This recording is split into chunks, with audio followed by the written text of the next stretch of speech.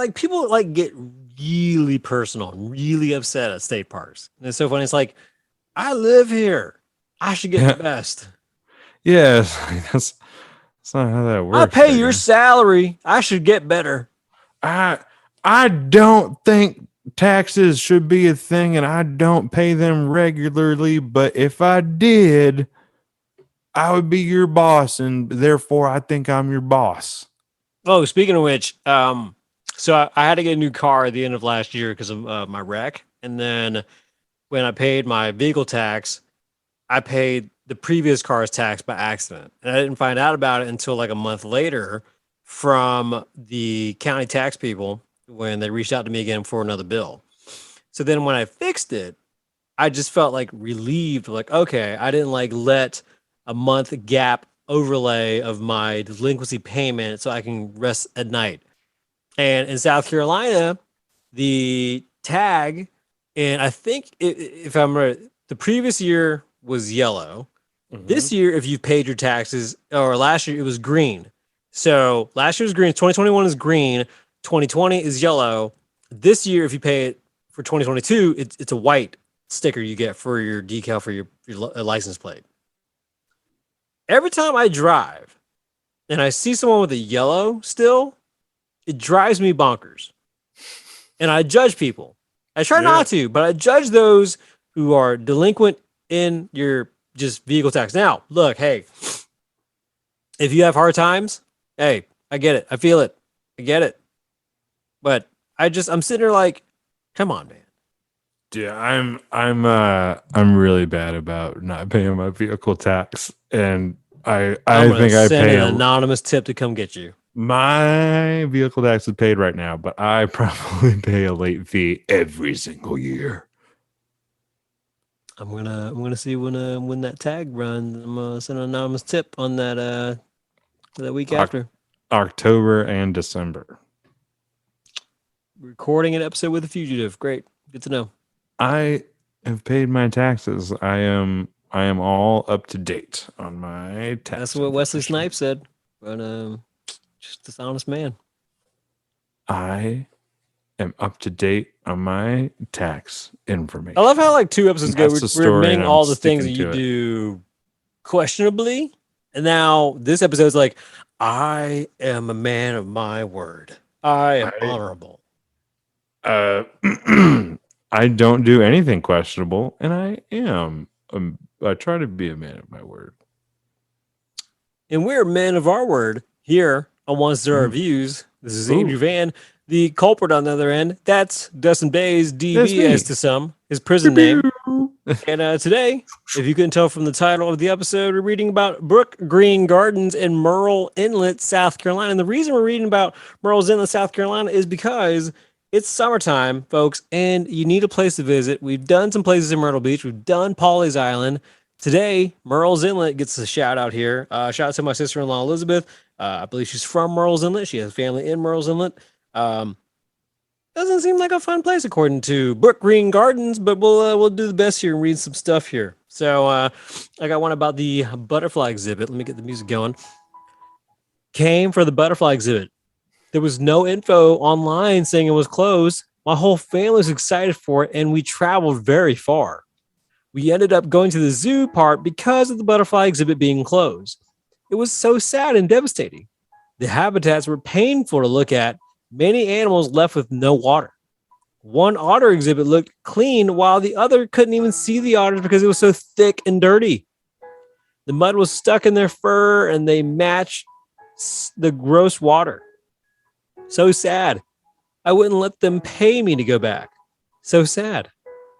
In response to below, well, hang on. So the response is they had shut down for COVID. So the response to the response is, in response to below, it did not say on the website that unfortunately the price was too high for going to a butterfly exhibit that may or may not be open.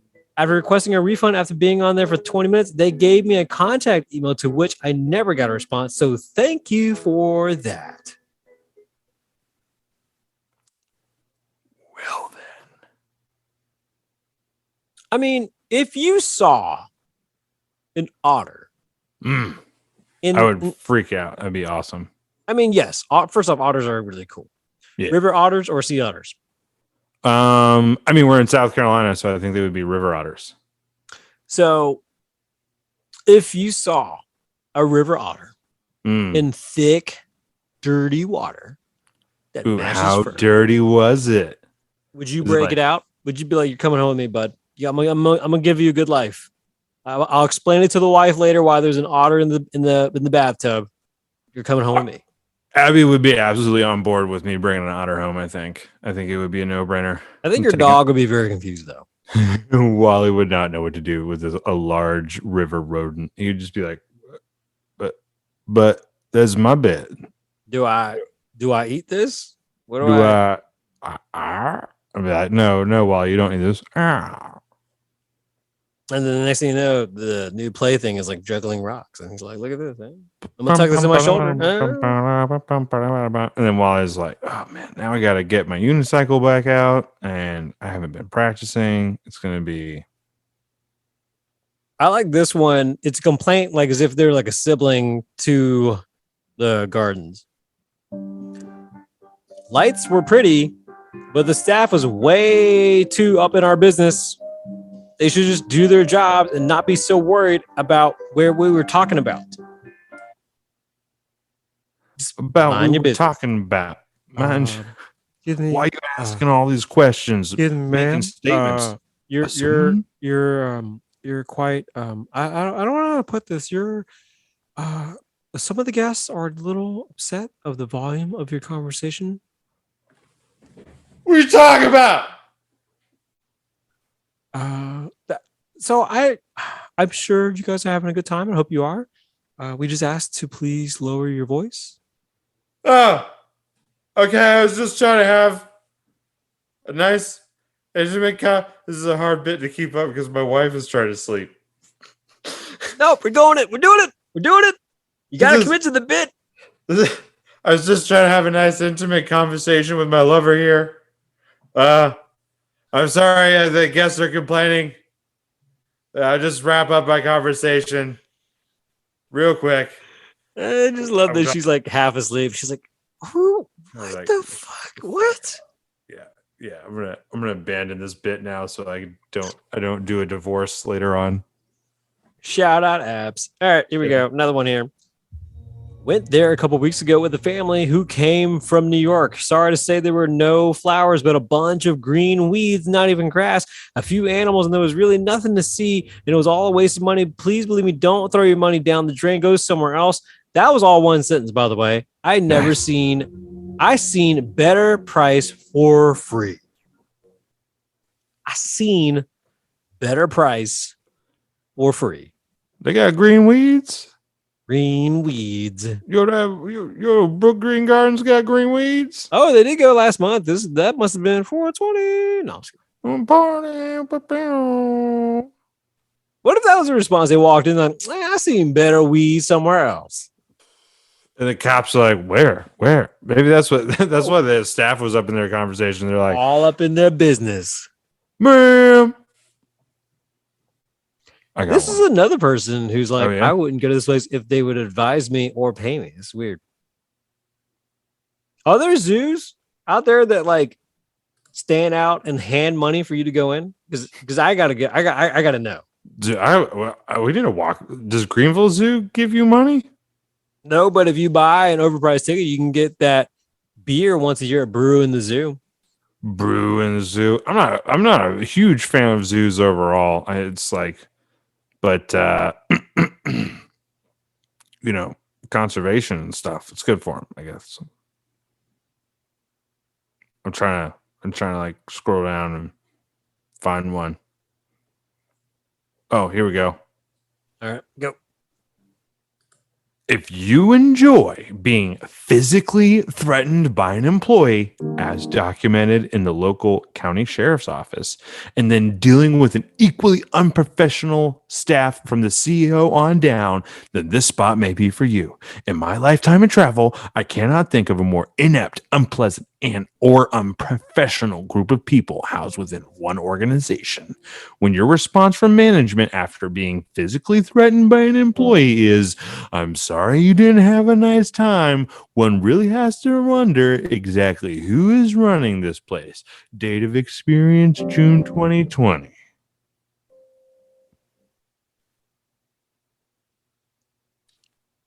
Again, like anything that's like a state park, people have what seems like the most, They're passionate. and it's not even like a state park, right? It's like it's just kind of part of like his. I don't know what the whole history is here. I'm like a little confused because this person, I saw a couple of people like they're paying $70 to get in. And it seems like there's more amenities. Like, I guess if you want to go to the zoo, or I've seen there's also campsites available. So it seems like it is a state park where you can like grab different stuff that has different attractions. Unlike this guy. Do not buy tickets for this place unless you are totally sure you can go. They will not cancel an online transaction that was made moments ago. The website has no warning. The online tickets are non-refundable if not used. We are filing complaints with the Better Business Bureau. Not the Triple B. Yeah. Not the Better Business Bureau. Better watch out. Pretty Go sure. get you. I don't think Better Business Bureau actually has done anything to anyone in any of my recollection in business in any facet or form. They're like a less threatening Yelp. They're just like hey, guys, could you stop, please? Fuck off. Okay, I'm sorry. You're right. That was really aggressive. I didn't Leave your mean wallet. to. Okay. You know what? You're right. I was being rude to you. I shouldn't reimburse you for your Leave the time. pants. All right. This is the day that we've been training for, Dave. This is the day that we've been training for. All right, here we go, sir. Better Business Bureau is not only here to settle complaints, but we're here to make things better. Business. I love that your dope character has a name Dave. Dope Dave. That's what they call me, Dope Dave. And not because I do dope, because I do dope things. All right? Okay, Dope Dave out. Here we go. Interesting art. The best thing is the boat ride.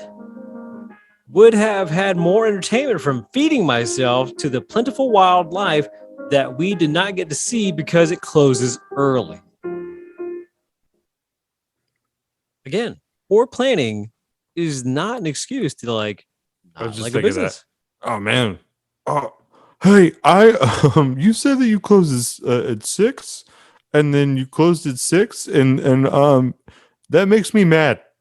Yeah, the butterflies go to bed at 6 p.m. So, we got to get sure they get the bedtime, we tell the butterflies to no more screen time. We get them settled in, and then that way they get a good night's rest. So the next day, the next customers have a better experience. Yeah, and it gets really tricky because we got to get the butterflies to Denny's by 4 o'clock, or else they can't get the early bird special, which we have to go to the very specific Denny's.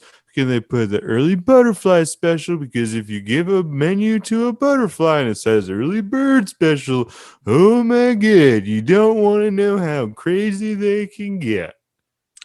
Which is the better Denny's? The remodeled Denny's or the one that looks like the old school, like Silver Waffle Dome? House. Oh, that is much better. That is much better. Yeah, Waffle House. You got to go to Waffle House. Where people have some self-respect. I mean, Waffle House knows exactly what Waffle House is, though. They know what they're about. They're not trying to fool anybody. I think in the many years of Waffle House been around, there's like maybe a few reinventions, like the $1 menu, $2 menu, $3 menu, a couple things here and there, but like they still just work with the shit they have. Yeah. It's not like Denny's where it's like rehauled, redesigned, and like rethought of. It's like, what if we put the hash browns in a bowl instead and put the same shit we would have and charge $3? Boom. It's also like Denny's is trying to be something it's not. Like Denny's is like, no guys, we're a restaurant. We're an upscale restaurant, guys. Look at us. Look, we have dining service. Hey, check this out. And then Waffle House is like, here it is, and I love them for it. Once a Denny's, always a Denny's. Denny's is a mindset, and don't forget it. Speaking of mindset, here's one for you. Hang on. It's a shame. It's a shame that you charge so much dollar signs people that can't even afford caps. Christmas tree. Yep. Christ must. It's a shame that you charge so much money. People that cannot even afford a Christ, all caps, Christ mass tree. Christ is capitalized. I'm guessing it was one of them religious folks. Just, I want to sit in a marketing meeting where that review is being read to the board of directors. Like, you know, they got a point. Got a point. I don't even want to open up a can of worms there with the whole joking about Starbucks, red cups, You went to a Christian college. Yeah, that's why I hate it. Why do you think I'm so jaded? Spoiler, it's about money. I got another one here. Do it. And then we'll wrap it up. Music going. Wrap it up. You should told that to God and they wouldn't have to worry about putting Christ on that tree. Va-va-voom. It wasn't amazing, especially with how much money it cost to get in. Then they double dipped just to see the dinosaurs. Should not cost a family of 5 enough to go to a theme park for a day. I think we just unwrapped another layer to this place. They got dinosaurs. They got butterflies. They got camping. They got dinosaurs. I am on the website now. Brookgreen Gardens is a unique melding of art, nature, and history. Since its founding in 1931 by Archer and Anna Hyatt Huntington, Brookgreen has been a cultural center for our community. So it's a huge collection of different things, of nature, history, all in one. And yep, they got earning the accreditation of American Alliance of Museums and the Association of Zoos and Aquariums, as well as a designated National Historic Landmark and listed in the National Register of Historic Places.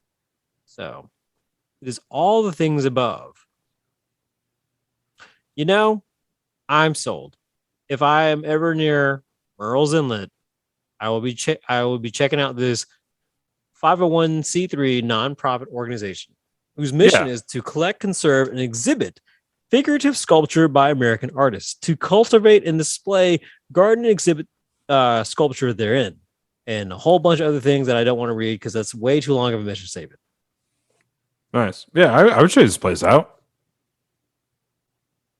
This is pretty cool. And then you got dinosaurs.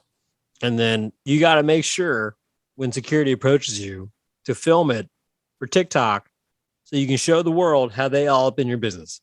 All up in your business. Well, folks, you've got another recommendation here to check out during the summer in South Carolina, Murrells Inlet. Check out 1-star review episodes as you listen and download our past episodes. Dustin is doing gang signs for some reason on a audio podcast, and I don't understand. I don't think American Sign Language. People can't. This is why you don't get to speak on other podcasts. You don't understand how podcasts work. What? You're not. So they didn't see my dance. They didn't see that interpretive dance I was doing the whole time. Did they? Well, that's the whole point of the show. Is you read 1-star reviews and I do interpretive dance to it. And that's how we predict the future. Just put a shirt back on. That's all I ask. Do I have to put my pants back on? I mean, you're not even standing up, so you're kind of being a coward. So it's up to you. Ooh. That thud is his penis.